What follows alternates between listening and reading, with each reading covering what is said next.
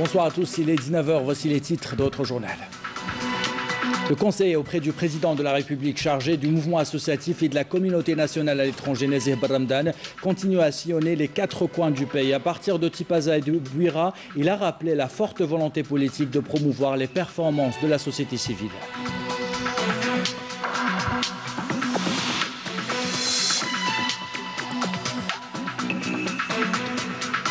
La campagne référendaire entame sa 3e journée. Nous verrons dans ce journal comment la société civile, les partis politiques et les personnalités nationales se mobilisent pour réussir ce rendez-vous.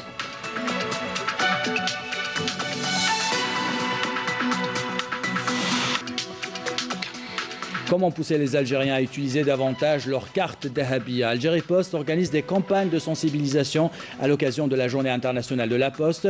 Nous redécouvrirons également dans ce journal le métier de facteur, plus que jamais concurrencé par les technologies numériques.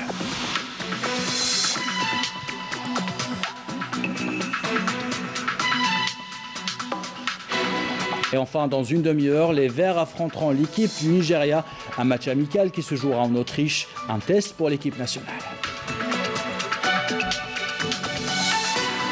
Voilà pour les titres. Bienvenue à tous. On entame ce journal par l'activité du conseiller auprès du président de la République chargé du mouvement associatif et de la communauté nationale à l'étranger, Nazih Baramdan. Il a fait part depuis Tipaza et de Bouira de la forte volonté politique de promouvoir les performances de la société civile et impliquer pleinement dans ce processus la communauté nationale établie à l'étranger. Les détails avec Amel Barba. Les représentants du mouvement associatif de Tipaza ont fait part de leurs préoccupations et de leurs propositions au conseiller du président de la République chargé du mouvement associatif et de la communauté nationale à l'étranger. À cette occasion, il a été question de promouvoir la performance des associations par le passage d'une action classique habituée à l'assistanat à une action associative professionnelle efficace sur le terrain. Nous avons besoin de restructurer et d'organiser la société civile pour l'édification d'une Algérie nouvelle et prospère. Nous sommes une association caritative, mais nous voulons passer à une action associative productive pour mieux servir notre pays. Le projet de révision constitutionnelle accorde à la société civile une attention particulière, contrairement au texte précédent. Cette loi fondamentale traduit la conviction du président de la République quant à l'importance du rôle que la société civile et la communauté établie à l'étranger sont appelées à jouer. Il faut savoir qu'il y a 6 articles qui abordent l'implication de la société civile et sa mobilisation au service du pays. Le conseiller du président de la République s'est rendu par la suite à Bouira, où il a rencontré les acteurs de la société civile. Il a affirmé que la conjoncture actuelle nécessite une forte mobilisation, avec la participation de tous les enfants de l'Algérie, sans exclusion aucune.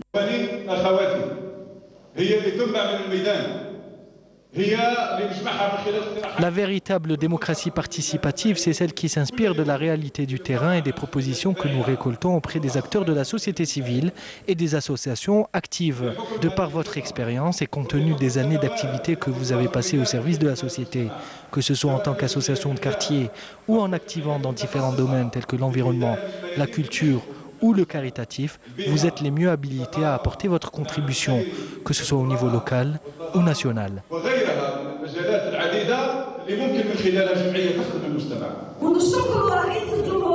Nous remercions le président de la République pour l'intérêt accordé à la société civile, appelée à jouer un rôle prépondérant dans le développement et la préservation de l'Algérie. Il faut revoir les subventions destinées aux associations au niveau des APC pour une distribution équitable, notamment au profit des jeunes de Bouira. Nazih Baramdan a estimé nécessaire de prendre en charge les doléances de la société civile et notamment de la diaspora algérienne afin de mettre leur savoir-faire et leurs compétences au profit de la patrie. Et le cheikh de la Zaouia Tijani à Témassil, le docteur Mohamed Laït Tijani, a salué le contenu de la nouvelle constitution. Une constitution qui pose les bases d'un État moderne. Lors d'un entretien accordé à la télévision publique, le cheikh de la Zaouia Tijani a appelé les différentes franges de la société à participer en force lors du référendum du 1er novembre prochain. Je vous propose de l'écouter. الأساس الأول أو الدرجة الأولى أو اللي يبنوا عليها المشروع ككل اللي يسموها الجزائر الجديدة هو الدستور. La Constitution est un acte fondateur qui reflète une réelle volonté de changement. L'Algérie nouvelle repose sur cette Constitution dont découlent toutes les lois et donc tous les changements attendus sur les plans social, économique et politique. Et en ce troisième millénaire, cette Algérie nouvelle nécessite l'établissement de nouveaux mécanismes pour amorcer notre développement dans tous les domaines. La caractéristique du peuple algérien est qu'il a revendiqué ses droits à travers le Hirak pacifique, une démarche pacifique et bénie, et alhamdoulilah, basée sur la réflexion plutôt que sur la confrontation. Ce Hirak béni a donné une impulsion au changement. Aujourd'hui, il s'agit pour nous de sensibiliser autour de nous sur le devoir citoyen d'aller voter le 1er novembre. Nous demandons d'ailleurs à tous les courants de la société de participer à cette vaste concertation avec engagement afin de hisser notre pays à la place qui lui revient.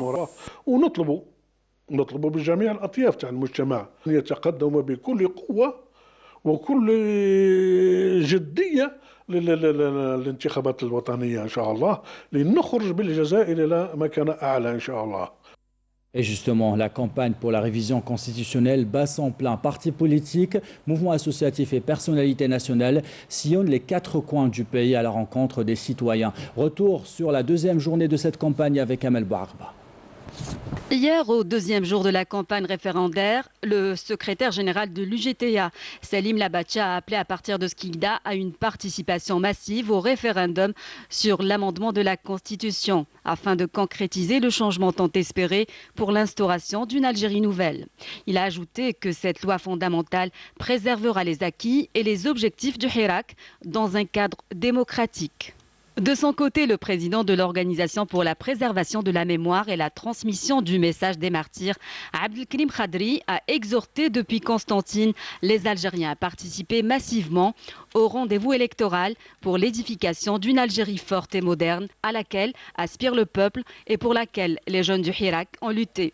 Il a mis en avant le contenu de l'amendement constitutionnel en matière de séparation des pouvoirs et de renforcement de la place de la mémoire nationale. Pour sa part, le président du mouvement Al-Islah, Filali Rouini, a précisé à partir de Buira que l'amendement constitutionnel est un pas important pour sortir le pays de l'impasse. Il a salué la garantie contenue dans des articles de la Constitution qui obligent toutes les institutions de l'État de respecter le dossier des droits et libertés et la création d'un observatoire national de la société civile. Intervenant lors d'un meeting populaire à Chlef, le secrétaire général du PRA, Karim Ben Salem, a indiqué que l'édification de la nouvelle Algérie commence par un amendement constitutionnel à la hauteur des aspirations des Algériens et une rupture avec les anciennes pratiques. Il a à cette occasion lancé un appel de vigilance contre les messages négatifs incitant à une non-participation, estimant primordial de barrer la route à toute tentative de déstabilisation. S'exprimant à Mila, le secrétaire général du FLN, Beji Aboulfadl, a affirmé que le succès du projet d'amendement de la Constitution constituera une réussite pour le front intérieur et une réponse au front extérieur. Il a souligné que l'adoption par le peuple de la nouvelle Constitution induira une révolution dans les lois, parmi lesquelles les prérogatives accordées aux divers pouvoirs pour qu'ils assument pleinement leur rôle. Dans l'actualité de ce vendredi, le syndicat national des magistrats s'est réuni en session ordinaire. Son président, Issad Mobrouk, a fait savoir que le projet d'amendement constitutionnel inclut des dispositions inédites en matière de pouvoir judiciaire à même de contribuer à la concrétisation d'une véritable indépendance de la justice, notamment en ce qui a trait à la nouvelle composante du Conseil supérieur de la magistrature. Je vous propose de l'écouter. Le projet d'amendement constitutionnel inclut des dispositions inédites et non négligeables en matière de pouvoir judiciaire. Je suis optimiste de voir les lois organiques consacrer l'indépendance effective des magistrats à même de garantir une véritable sécurité judiciaire. La nouvelle composante du Conseil supérieur de la magistrature est de nature à consacrer une véritable indépendance de la justice, notamment en cas d'attachement des magistrats au rôle qui leur est assigné, en accomplissant en premier lieu la mission que la déontologie leur impose. La composante de ce conseil est constituée dans sa majorité de magistrats élus, ainsi que de 2 membres du syndicat national des magistrats, sachant que la vice-présidence du Conseil supérieur de la magistrature est assurée par le premier président de la Cour suprême. Le ministre de la Justice et le procureur général ne siègent plus dans le Conseil supérieur de la magistrature. Ce changement donnera une impulsion à ce conseil qui sera chargé de garantir l'indépendance de la justice, contrairement à l'ancien texte qui confie cette mission au président de la République. Dans le volet économique de ce journal, on vous parle d'un fleuron de l'industrie algérienne, JICA, le groupe industriel des ciments d'Algérie, un leader national dans le ciment qui s'attaque aux alignements des fours. Comment sa filiale, la société de maintenance de l'Est, intervient pour développer son savoir-faire et en matière d'économie d'échelle, combien ces interventions apportent à notre pays? Réponse dans ce reportage à Constantine signé Abdelmajid Benkassi. L'alignement des fours de cimenterie est désormais réalisé par des ingénieurs et techniciens algériens. C'est une première pour la Société de maintenance de l'Est, une filiale du groupe industriel des ciments d'Algérie JICA, créée en 1990. Elle a mis au point une solution à 100% algérienne, tant attendue par les cimentiers nationaux. Une opération qui avant se faisait avec l'intervention des experts étrangers. On fait l'alignement des fours, donc l'opération هذه كانوا يديروها les étrangers من قبل. Donc حنا c'est pour la première fois في l'Algérie ونديروا une opération كيما هذه. On a commencé par la cimenterie de عين كبيرة et après la cimenterie de مفتاح. Donc les 2 cimenteries درنا l'opération تاع l'alignement ومدت des résultats ملاح. En se basant sur nos moyens, notre savoir, notre capital d'expérience et tout ça, et le réseau de sous-traitance au niveau d'Algérie. Par exemple, la nouvelle ligne qu'on va l'acquérir pour la réalisation des pièces forgées, donc des boulets et tout ça, on va l'exploiter pour la fabrication des pièces forgées. C'est des pièces qui sont actuellement donc, utilisées au niveau des cimenteries qui sont importées. Ça, c'est un volet.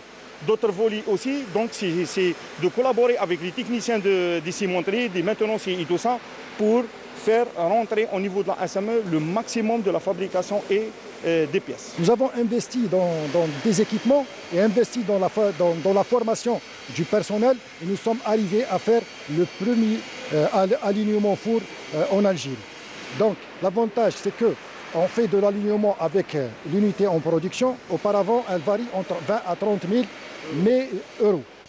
En plus de la fabrication en partenariat avec des entreprises nationales de la Virol à Oefis, une pièce maîtresse des cimenteries, la fabrication de toute la gamme de boulets, une autre pièce très usitée par les cimenteries, est déjà dans l'agenda de l'entreprise.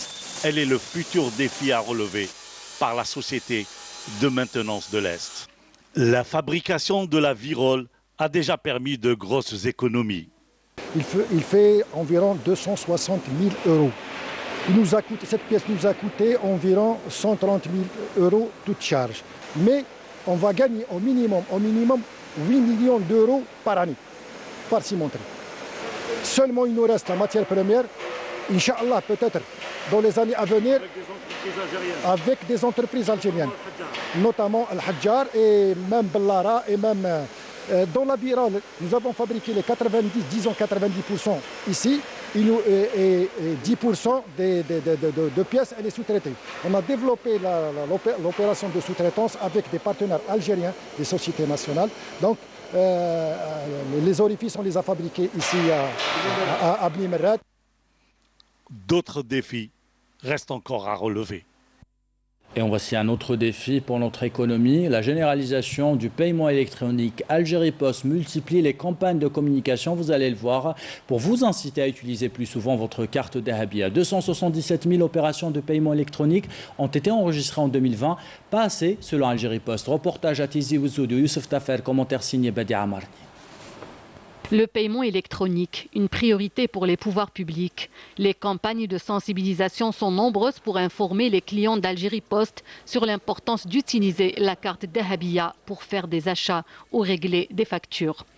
donc pour minimiser aussi le transport, le liquide. Donc le citoyen il aura l'opportunité de payer ses achats et de régler ses transactions sans transporter le liquide. Donc il va se faire directement via les terminaux de paiement.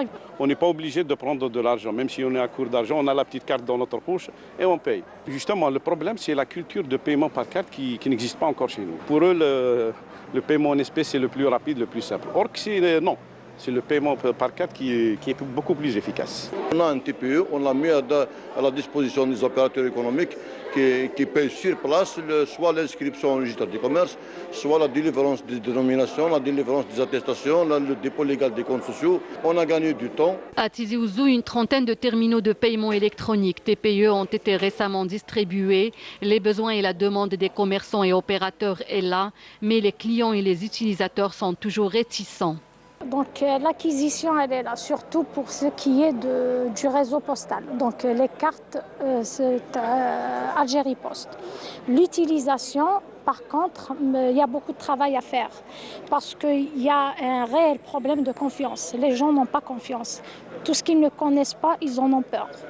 La journée, on espère qu'elle pourra répondre convenablement à toutes les questions que les gens pourront se poser, que ce soit pour les taxes, les opérations ou la sécurité, pour les cartes, les terminaux de paiement électroniques, les guichets automatiques et aussi aux attentes des opérateurs.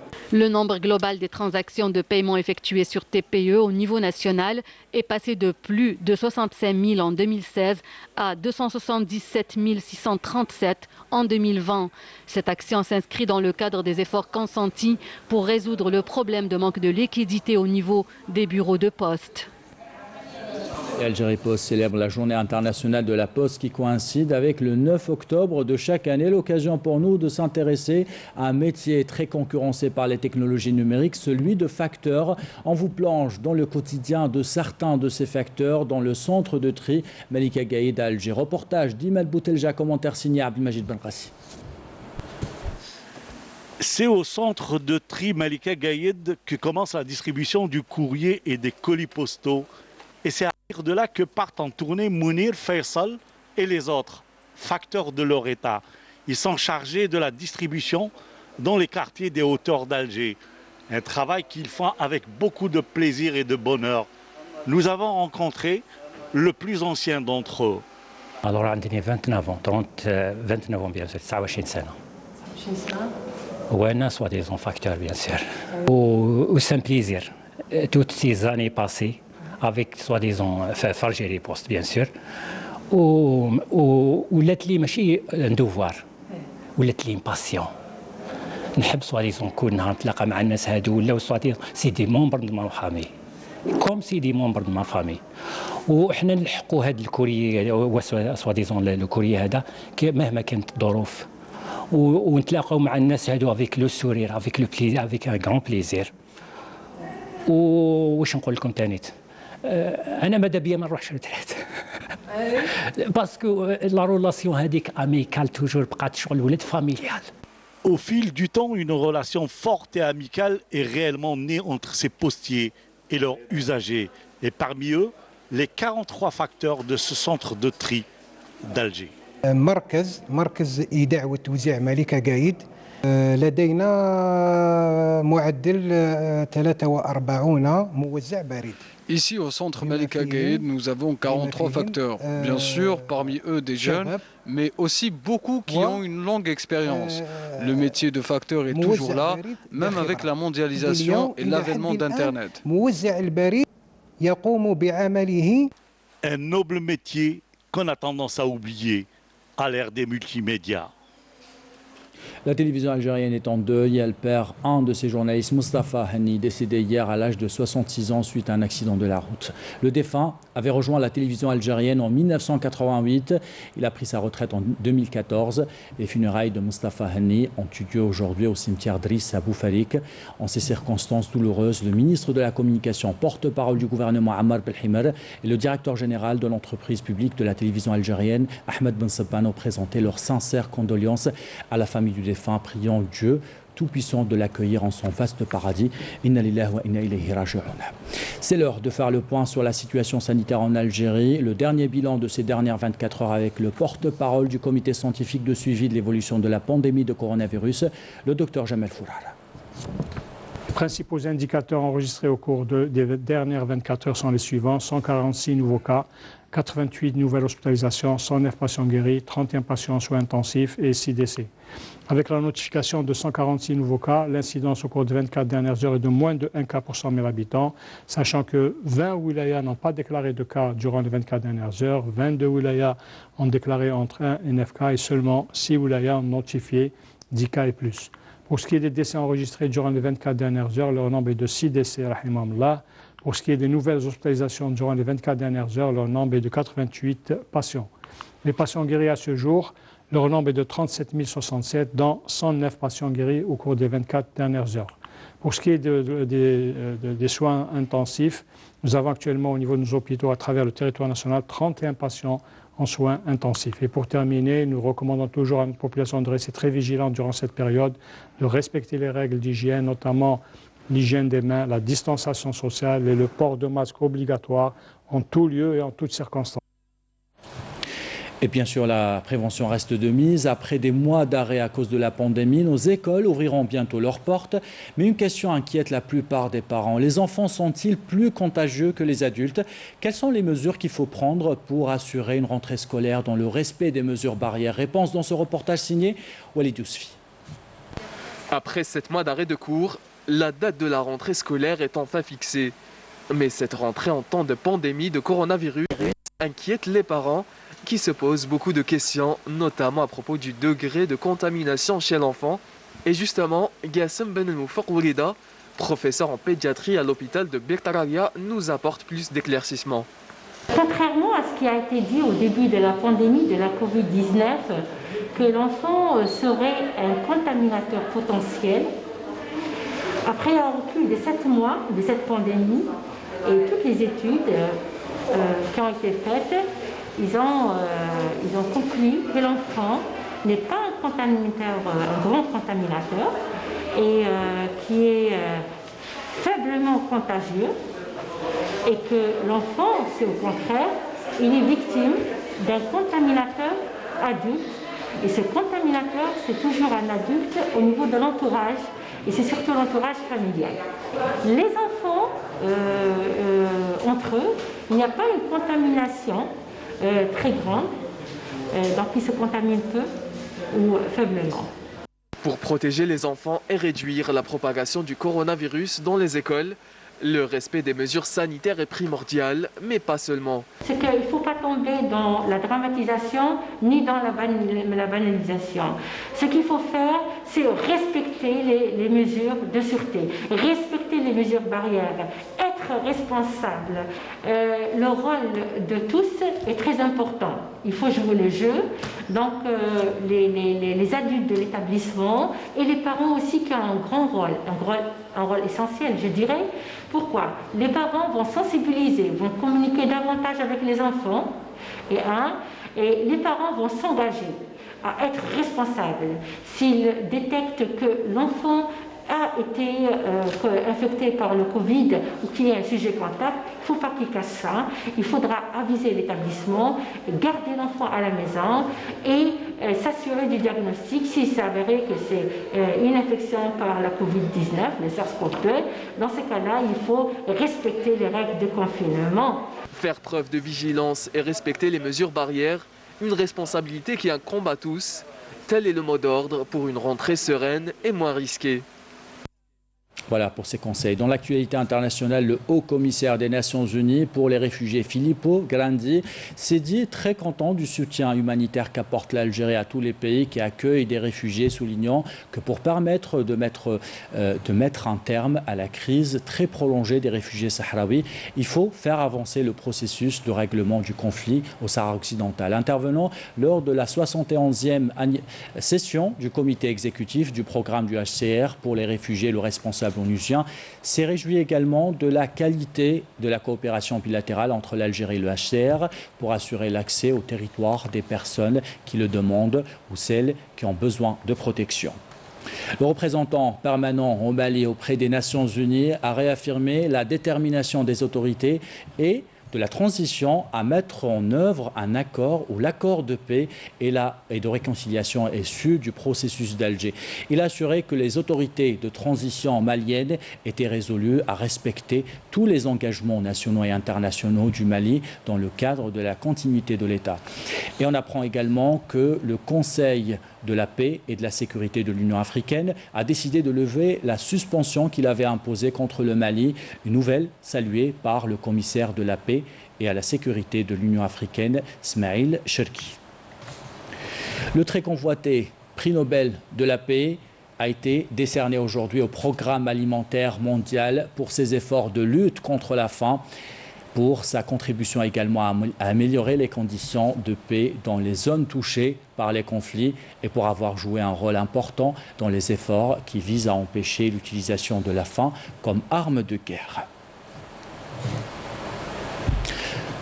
Dans quelques instants, à 19h30, plus précisément, heure algérienne, les Verts affronteront l'équipe du Nigeria en match amical en Autriche. Il s'agit d'un premier test pour les poulains de Jamel Belmadi après plusieurs mois d'arrêt à cause de la pandémie de coronavirus. Sid Ahmed Bouraïb. La 22e confrontation est la première en amical entre deux géants du football africain, l'Algérie et le Nigeria.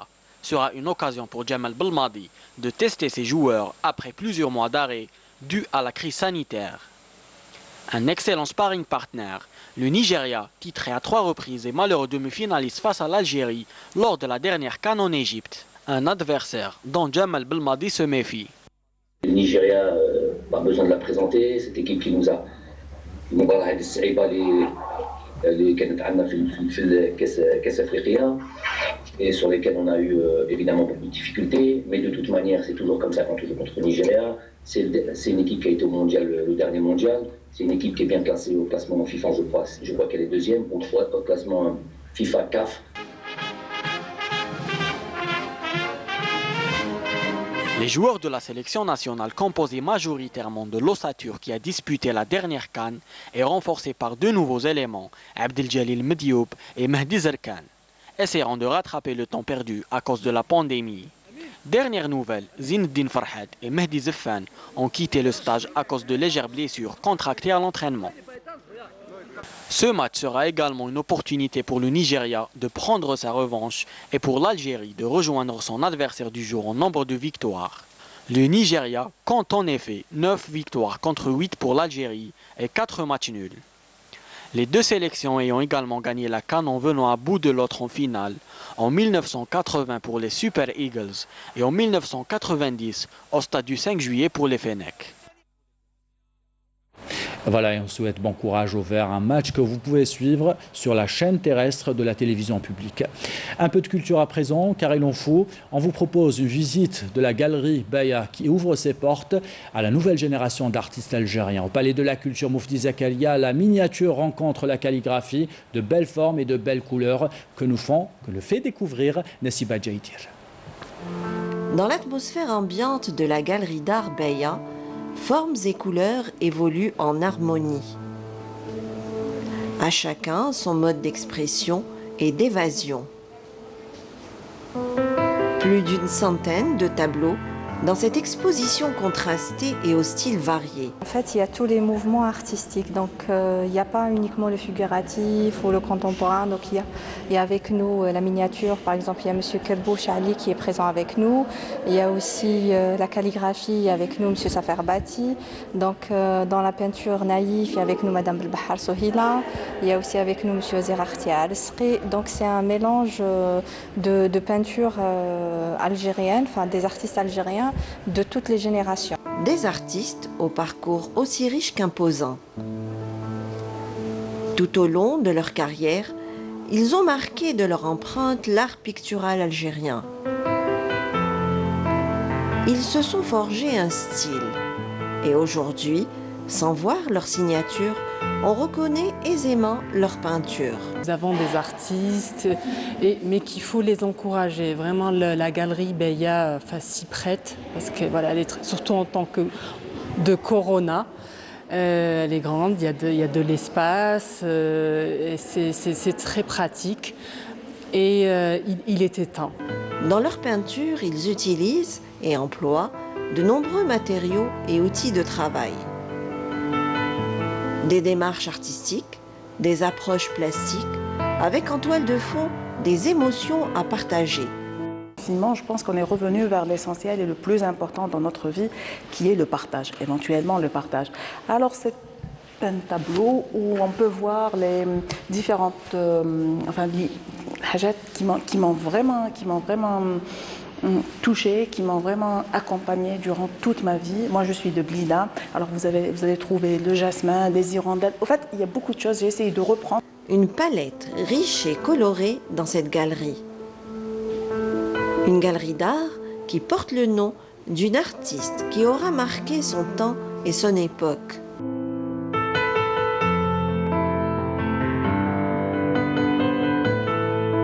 Voilà, avec ces belles images, nous arrivons à la fin de ce journal. Avant de nous quitter, voici le rappel des titres. Le conseiller auprès du président de la République chargé du mouvement associatif et de la communauté nationale à l'étranger, Nazih Barramdane, continue à sillonner les 4 coins du pays. À partir de Tipaza et de Buira, il a rappelé la forte volonté politique de promouvoir les performances de la société civile.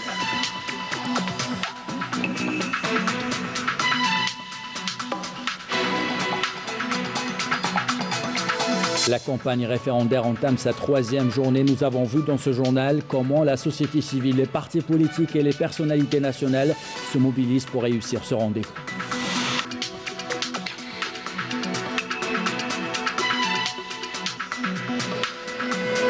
Comment pousser les Algériens à utiliser davantage leur carte Dahabia? Algérie Post organise des campagnes de sensibilisation à l'occasion de la Journée internationale de la Poste. Nous avons revisité également le métier de facteur, plus que jamais concurrencé par les technologies numériques.